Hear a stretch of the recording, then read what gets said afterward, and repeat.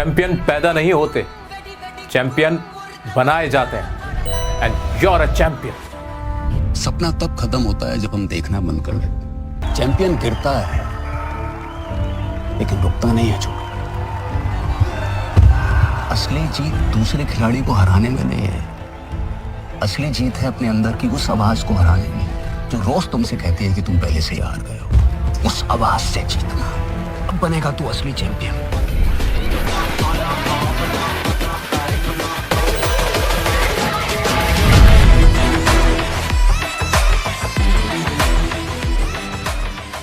Guys, currently more than 25 million people are connected with me. इतने करोड़ लोग मुझ पे इंग्लिश के लिए ट्रस्ट क्यों करते हैं? Why do they trust me?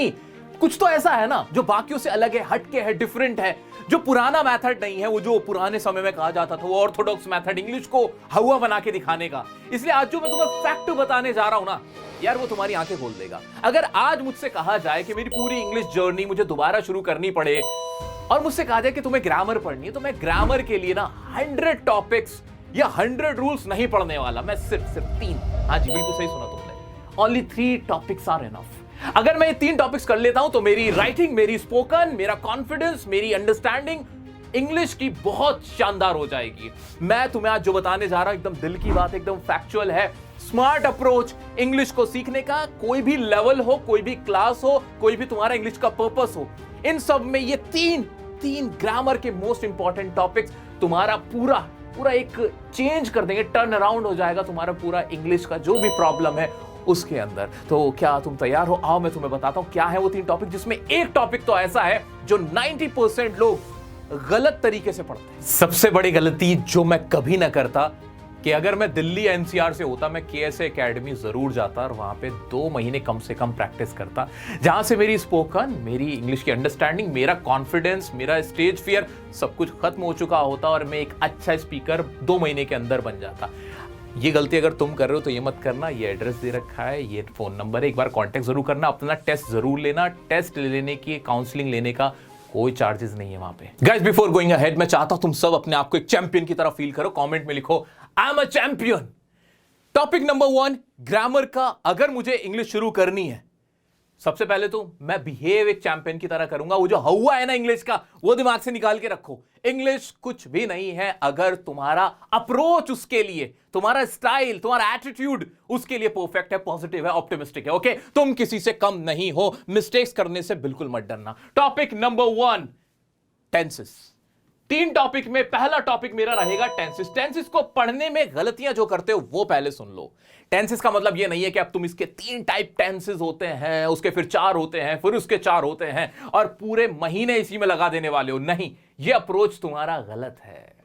अब जो तरीका मैं तुम्हें बता रहा हूं उस तरीके से तुम्हें टेंसेस को कवर करना है। टेंसेस को पढ़ने का सबसे शानदार तरीका क्या है? तुम्हें पहले यह आइडेंटिफाई करना है कि कौन सा टेंस सबसे इंपॉर्टेंट है। कौन सा टेंस सबसे इंपॉर्टेंट है पहले तुम्हें यह पता होना चाहिए, जो सबसे ज्यादा यूज किया जाता है। सबसे ज्यादा यूज कौन सा टेंस होता है वो पता करना है ना हमें। बेसिक जो है, जिसके बिना इंग्लिश की कल्पना ही नहीं की जा सकती, वो टेंस कौन सा है, वो टाइप कौन सा है, वो तुम्हें याद रखना है। पास्ट का इंडेफिनिट पकड़ के चलो। अगर तुम्हें टेंसेस को पढ़ने के लिए 10 घंटे देने हैं, अगर तुम्हारे पास 10 घंटे हैं, मैं तुम्हारी जगह होता, मैं अपनी जर्नी दोबारा शुरू कर रहा होता और मैं टेंसेस पढ़ रहा होता, व्हाट वुड आई डू? पता है मैं क्या करता? मैं ये करता कि उस 10 घंटे में से अपने 6 घंटे सिर्फ और सिर्फ पास्ट इंडेफिनिट को पढ़ता। यह मेरा अप्रोच रहता, ये मेरी स्ट्रैटेजी रहती। क्यों? सबसे ज्यादा यूज होता है। हम जितनी भी बातें करते हैं, जितनी कहानियां सुनाते हैं, जितने इवेंट्स हम दूसरे को बताते हैं, चाहे वो रिटन में हो, चाहे वो स्पोकन में हो, चाहे वो रीडिंग में हो, चाहे वो किसी की सुनना हो, लिसनिंग हो, everywhere we use only past indefinite tense for these kind of things, okay?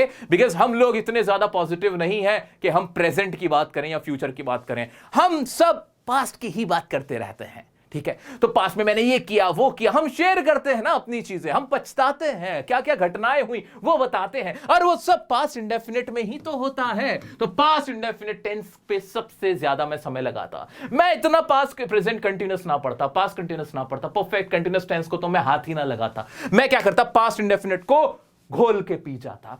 दूसरा टाइप ऑफ टेंसेस जो मेरा रहता वो कौन सा रहता?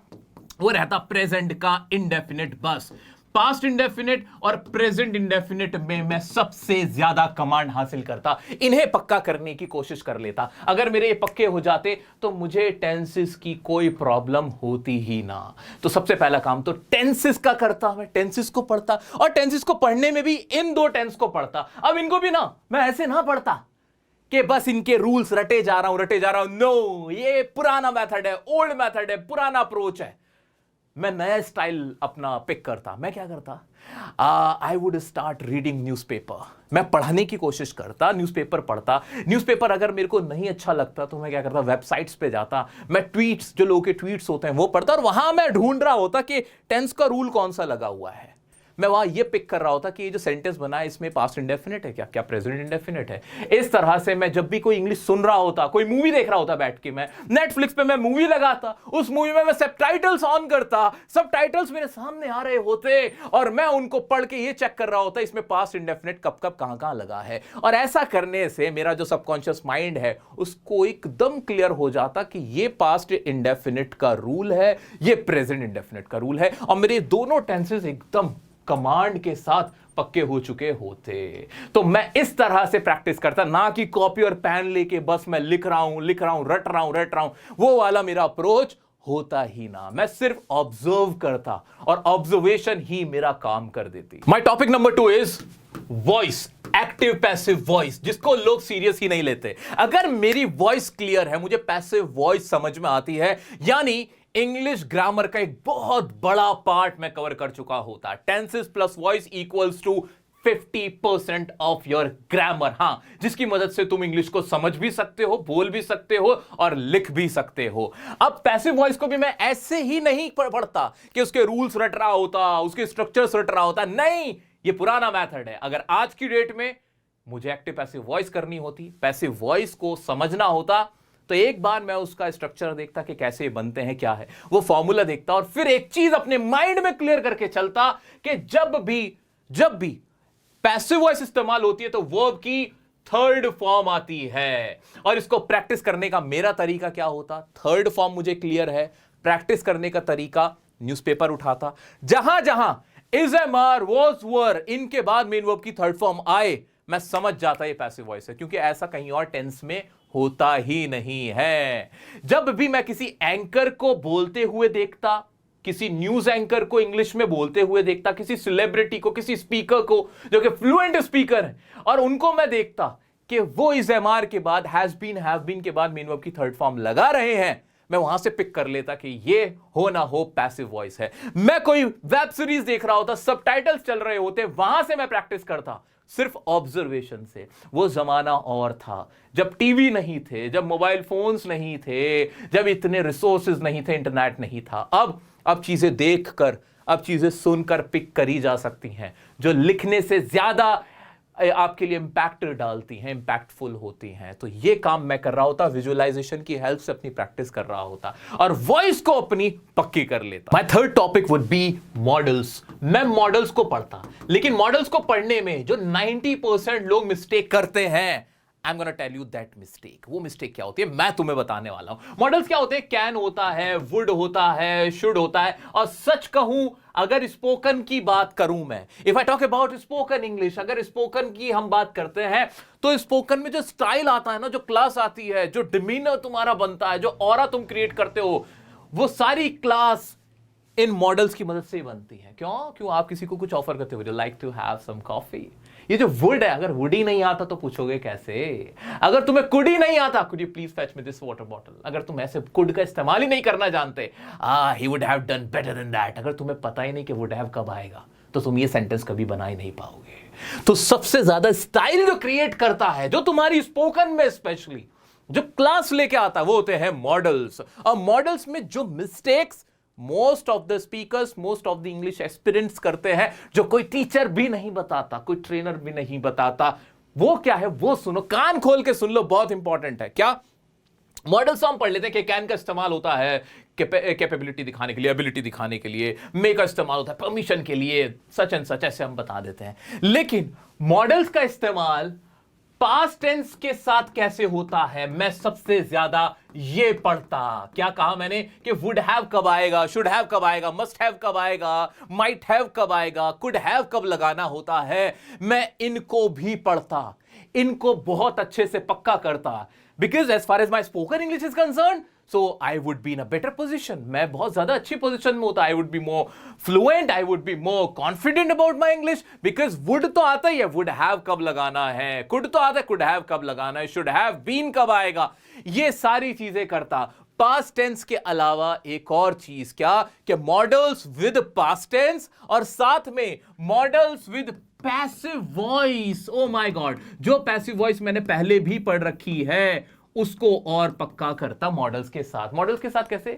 शुड हैव बीन कब आना है, should have been, could have been कब आना है। सो मॉडल्स का इस्तेमाल किस चीज के अंदर? पैसिव वॉइस में। इट शुड बी डन, ये शुड के साथ बी और थर्ड फॉर्म कब लग जाता है। सो ये एक छोटा सा दिखने वाला टॉपिक, छोटा नहीं है, ये ग्रामर का वो टॉपिक है जो मेरी इंग्लिश को ऐसा शानदार बना देता, उसमें चार चांद लगा देता कि be it spoken, be it writing, be it reading, हर जगह मुझे बहुत बेनिफिट होता और जो ओवरऑल ग्रामर है वो मेरी पक्की हो चुकी होती और मेरी इंग्लिश बहुत फ्लुएंट हो चुकी होती है। बहुत सारे लोग आएंगे और बोल देंगे कि नहीं, नाउन की भी तो जरूरत होती है, प्रोनाउन की भी।